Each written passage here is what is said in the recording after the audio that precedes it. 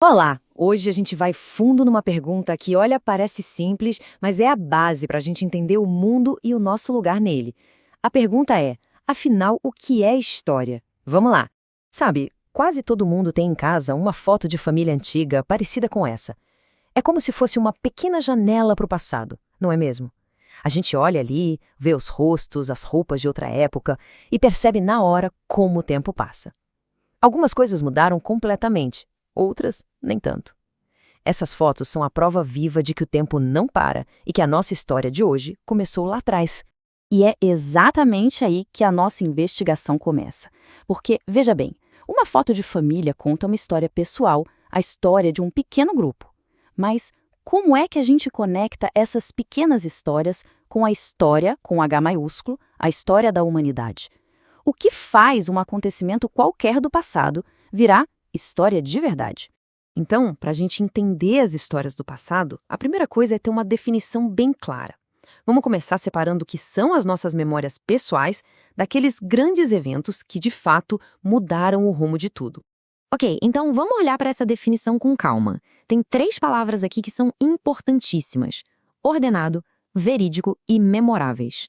O que isso quer dizer na prática? Que a história não é só um amontoado de casos do passado. Sabe, ela precisa ter uma ordem, uma lógica. Precisa ser baseada em fatos, em evidências, ou seja, ser verídica. E talvez o ponto principal, ela foca naquilo que foi realmente marcante, nos acontecimentos que a gente chama de memoráveis. Olha só, essa comparação deixa a diferença bem clara. De um lado, a gente tem os eventos da nossa vida, do dia a dia, que são super importantes pra gente. Um nascimento, um casamento, uma mudança de casa. Do outro lado estão os tais acontecimentos memoráveis. É aqui que mora a história, com H maiúsculo. São aqueles eventos que impactam não só uma família, mas povos inteiros e que acabam moldando o mundo como a gente conhece. E para isso ficar ainda mais concreto, o nosso material de referência traz alguns exemplos. Pensa só na escala disso, o nascimento de Jesus Cristo, que literalmente dividiu o nosso calendário. As grandes navegações, que conectaram mundos que nem sabiam da existência um do outro, a Revolução Francesa, que virou a política de cabeça para baixo, e, claro, as guerras mundiais, que redesenharam o mapa do século XX. Dá para sentir o peso desses acontecimentos, né? Beleza, a gente já sabe o que é um evento memorável. Mas e aí, como é que um historiador pega um desses eventos e começa a estudar? Existe um método, quase um kit de ferramentas básico. É exatamente isso que a gente vai ver agora.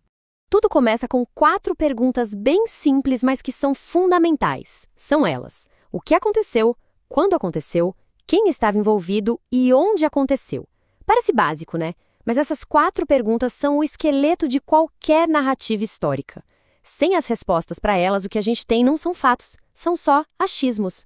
E o melhor jeito de entender o método é aplicando, certo? Então vamos pegar um exemplo que a nossa fonte traz: o descobrimento do Brasil. Um evento que é um marco na história do nosso país. Essa imagem ajuda a gente a viajar no tempo, lá para a época das grandes navegações. Vamos usar esse evento como nosso estudo de caso. Imagina só, uma esquadra parecida com essa, saindo de Portugal, liderada por Pedro Álvares Cabral. O plano era chegar nas Índias, mas o que aconteceu no meio do caminho mudou a história para sempre. E agora, olha que interessante, vamos aplicar aquelas 4 perguntas: o que? O descobrimento do Brasil. Quando? No ano de 1500. Quem? A esquadra portuguesa de Pedro Álvares Cabral. E onde? Em terras que hoje são o Brasil. Pronto, com isso, a gente tem o fato histórico bem definido, organizado. Certo, responder essas perguntas nos dá a base, os fatos. Mas a história é muito mais do que isso. A grande questão é: por que isso importa? Para que serve estudar tudo isso? Qual o sentido de olhar tanto para o passado? E a resposta é a seguinte: história não é sobre decorar datas e nomes de jeito nenhum. É sobre entender o caminho que nos trouxe até o dia de hoje. É uma grande narrativa que conecta o passado com o presente. É o que explica por que a nossa sociedade, a nossa cultura, os nossos governos são do jeito que são. E além dessa função, digamos, prática, o material que a gente está analisando traz também um ponto de vista teológico bem específico sobre o propósito da história. Essa citação que está na tela sugere uma interpretação em que os acontecimentos não são por acaso, sabe? Como se eles fizessem parte de um plano maior. Para desenvolver essa ideia, a fonte apresenta um conceito chamado de providência divina. De acordo com o que está descrito no material, isso seria a ação, a orientação de Deus nos acontecimentos. Uma força que, dentro dessa perspectiva, estaria guiando o rumo da história da humanidade. E tudo isso nos leva a uma última reflexão, que é bem poderosa.